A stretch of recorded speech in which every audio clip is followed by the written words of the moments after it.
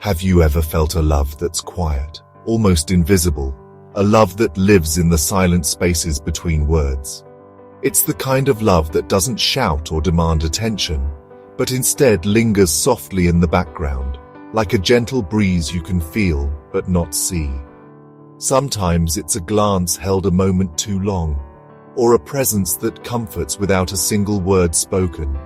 Some hearts love in a different language, a gentle hum beneath daily life, steady and real, but wrapped in silence. Their affection is woven into the fabric of everyday moments, showing up in the smallest acts of care, the quiet support that's always there, even when it goes unnoticed. This silent love often comes from fear, learned from a past where vulnerability felt dangerous. For some, opening up has meant risking pain, so they build walls, hoping to keep their hearts safe. Yet behind those walls, love still grows, quietly and persistently, waiting for a safe moment to bloom. Instead of words, their love is shown through actions, a private commitment, a hidden garden behind high walls. Every gesture, no matter how small, is a carefully chosen offering, a way of saying "I care" without speaking aloud. If you're patient, you'll notice small signs, a vine over the wall, a quiet gesture, revealing something precious is being protected, not withheld. These moments are invitations, asking you to look closer, to understand the language of a heart that loves in whispers. This is for anyone who's loved someone with a guarded heart, felt confusion at their distance, or wondered if their love is real. It's for those who have waited outside the walls, hoping for a sign, and for those who have struggled to express what they feel inside.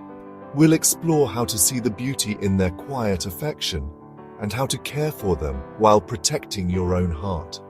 Because sometimes the most profound love is the one that's felt, not spoken. A love that asks us to listen, to notice, and to cherish the unspoken language of a guarded heart. Avoidant attachment isn't a conscious choice. It's a survival strategy, quietly learned in childhood, when emotional needs went unmet and comfort was scarce. In those early years, children adapt in the only way they know how, by building invisible walls to protect their hearts from further disappointment. They grew up believing that showing feelings leads to pain or rejection, so they became fiercely self-reliant, equating vulnerability and intimacy with a loss of independence and control. The world taught them to hide their softer sides. When closeness or affection arrives, it triggers alarm bells deep inside. The love and connection they crave is also what they fear most, because it threatens the safety of their emotional distance. Their distance is a shield, not a sword, meant to protect themselves from pain, not to hurt others. It's a barrier built for survival, not aggression. Imagine carrying a heavy backpack of beliefs every day. Thoughts like, "I'm better off alone." "Dependence is weakness. If I let someone in, I'll get hurt." These beliefs weigh them down, shaping every relationship. Offers of help or support are often met with suspicion, not relief, because accepting care feels risky and unfamiliar. Their behavior isn't about you, it's about their past, their learned defenses, and their deep need for safety in a world that once felt unpredictable. Recognizing this truth shifts our perspective from feeling rejected to feeling compassion for the vulnerable person behind the wall, reminding us that everyone is fighting battles we cannot see. Being loved by someone avoidant is like hearing music through a wall. You sense the melody but can't quite catch the tune. Their love is practical, filling your car with petrol, solving problems, showing up in a crisis. Emotional words may be missing, leaving you guessing and craving consistency. Moments of connection are real, but often followed by retreat. Their self-protective thermostat cooling things down. Their love is steady and loyal, but emotionally distant. You find security in their actions, not their words. It's a quiet, sometimes lonely but deeply loyal form of love. For avoidant partners, "I love you" can feel like a heavy contract, not a simple truth. It signals expectations, a loss of autonomy, and a fear of being responsible for someone else's happiness. They fear failure and disappointment, so they'd rather say nothing than risk breaking a promise. Often they lack the emotional language. Acts of service are their way of showing love. Forcing words feels foreign and inauthentic. The sentiment is there, but the vocabulary is missing. Their love is real, but buried under layers of fear and conditioning. Understanding this helps us see their affection, even when it's unspoken.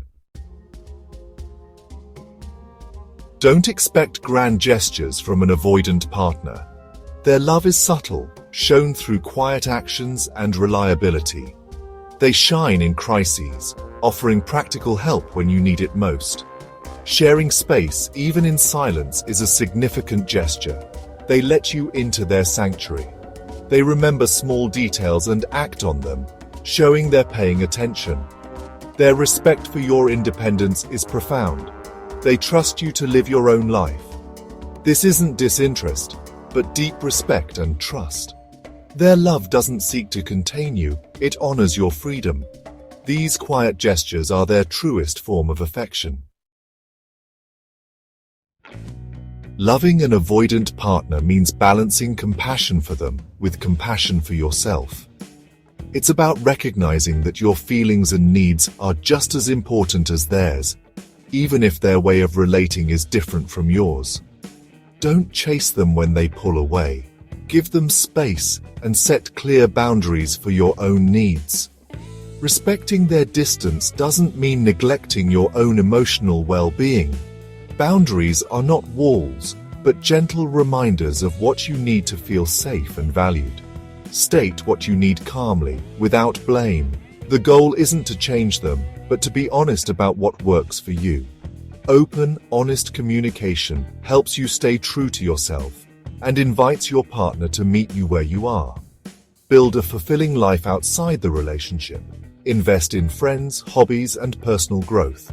Nurture your passions and connections so your happiness doesn't depend solely on your partner's presence or mood. Your self-worth shouldn't depend on their emotional availability. Remember, you are whole and worthy, regardless of how much affection or attention you receive from someone else. Practice self-respect. Know when the dynamic is costing you too much. It's okay to step back if you find yourself losing your sense of self or peace. Compassion for their wounds doesn't mean accepting behavior that hurts you. You can care deeply and still choose to protect your own heart.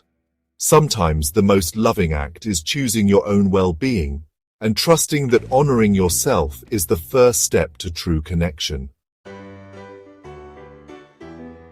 Acceptance brings peace, not resignation, but seeing things as they are.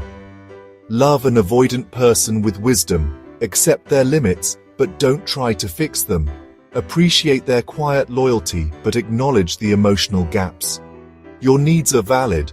Wanting reassurance or affection isn't too much. If your needs and their capacity don't align, it's not a failure, it's a truth to honor. Understanding is powerful, but self-respect is essential.